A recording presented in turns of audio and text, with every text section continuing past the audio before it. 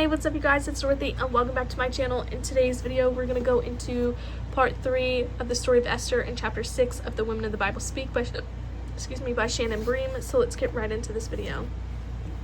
This video is going to contain topics of me speaking about the Bible and talking about the Bible. If you do not wish to continue, I suggest you click off the video now. You have been warned. It was game over for Haman. He was dragged off stage kicking and screaming and hanged from the gallows he himself had ordered built for Mordecai. To top it off, the king gave Haman's estate to Esther and his priceless powerful signet ring to Mordecai. But the Jewish people were not yet safe. The king could not undo his decrees opening the Jews up to slaughter, so he allowed Esther and Mordecai to draft a new directive, this one giving the Jewish people every right to assemble and protect themselves, to go after any enemy who came after them. Not only would the Jewish people survive, but they were allowed to pillage the belongings of their would-be persecutors. It was worth nothing that while they were mighty warriors who defeated thousands, the Jewish people, as the Bible repeatedly tells us, did not generally plunder the valuables or property left behind. There was light and gladness for the Jews, Esther 8:16. The scripture tells us, and even more interestingly, the scripture also says that many of the Persians who witnessed the wondrous reversal became believers in God and converted to Judaism.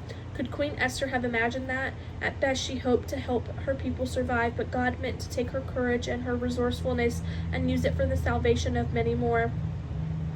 It is truly amazing to watch how God took Esther from orphan to queen, and all the purpose of saving the Jewish people. She didn't have to strive or scheme. He directed her path every twist and turn, knowing what would one day be asked of her. Often we're eager to know the path ahead, how something is going to turn out or be resolved. God knows when we're ready, and in his perfect timing, he turns the pages of our stories. What if Esther had known what she would one day be called upon to do?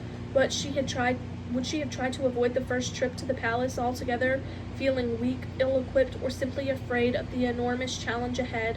God gave her the tools to be queen who served him, and while his name is never mentioned in the book of Esther, we see his handiwork all throughout her miraculous story. We cannot know when he will call us to a task that feels beyond our human limits, but Esther's story is the perfect illustration of how he equips us all along the path that leads us to those moments. Just look at the seeds he planted along the way. Mordecai's decision to step in and raise Esther, his concealment of her heritage as she won the king's favor, his position to overhear the plot against the king and save him, his life, Haman's crippling arrogance. It was all building to the moment when Esther was perfectly positioned to save her people. Nothing is without purpose in God's hands. Esther's story reminds us that God was always working and guiding his people, a perfect foreshadowing of salvation that would one day come through his son.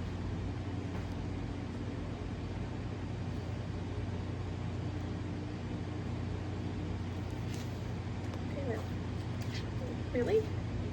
There was more to it.